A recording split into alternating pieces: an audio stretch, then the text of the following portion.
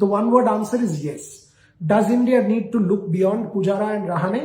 Indian team का behaviour stump mic में बात करना ये एक अलग कॉल है. पहले इन दोनों को अलग कर लीजिए.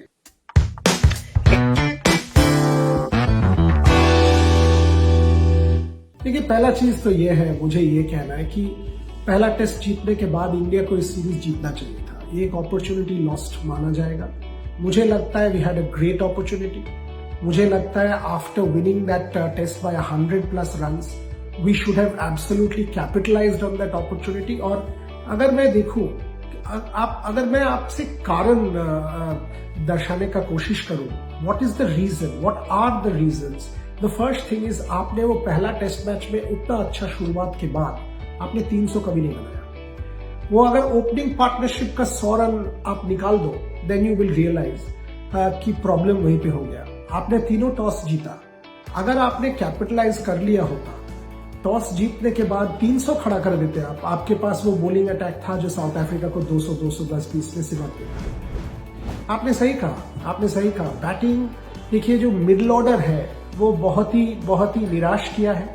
अजिंक्य रहाणे और चेतेश्वर पुजारा, तीनों टेस्ट मैच उनको खिलाया गया.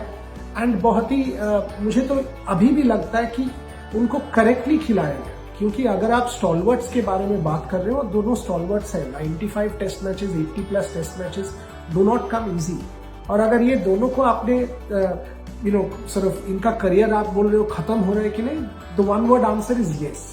Does India need to look beyond Pujara and Rahane? The emphatic answer is yes.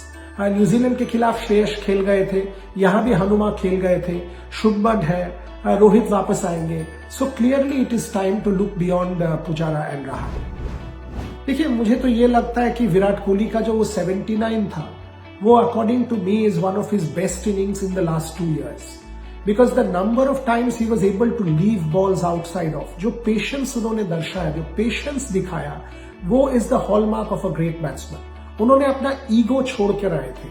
Second innings में भी हमने वही देख रहे till the time that outside of. फिर वो एक मोमेंट का इंडिस्क्रेशन उन्होंने एज किया. मुझे फर्स्ट इनिंग्स देख के तो एब्सोल्युटली लगा. बाकी मैचेस भी जब वो बैटिंग करते हैं, आपको लगेगा कि Virat Kohli is definitely in form.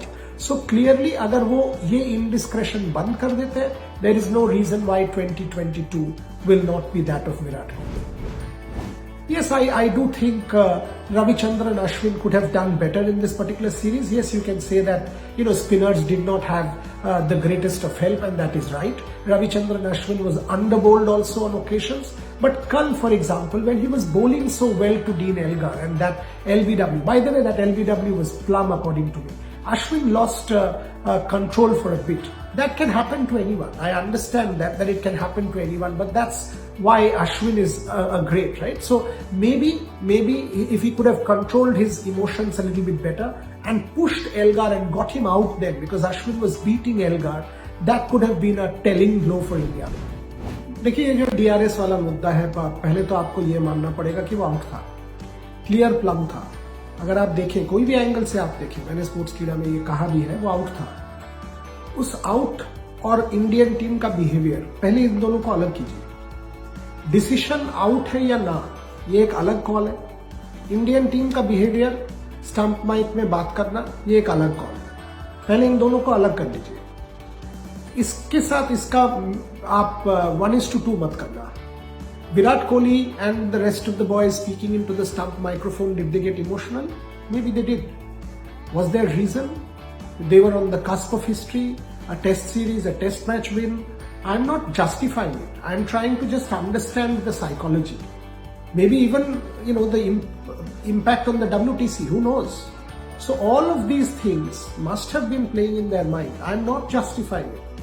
But ये मुद्दा अगर आप contextualize करना चाहते हैं, आपको ये कॉन्टेक्स्ट में सोचना पड़ेगा कि अगर वो विकेट 60 पे 2 हो जाता तो ये मैच अलग हो सकता था. एज ए रिजल्ट, जब आप इमोशंस लेके डील कर रहे हो तो ऑफन टाइम्स इन्फ्लेमेशन होता है, फ्लेयर अप टेम्पर्स हो जाता है. But yes, in ideal world you have to control your emotions better, no mistake about it. But that's how the whole thing played out. There are emotions, and we have seen such emotions in the past. Australia 2008, several times. How many instances should I give? So these are things you will have to keep in mind if you have to really contextualize the issue and look at it objectively.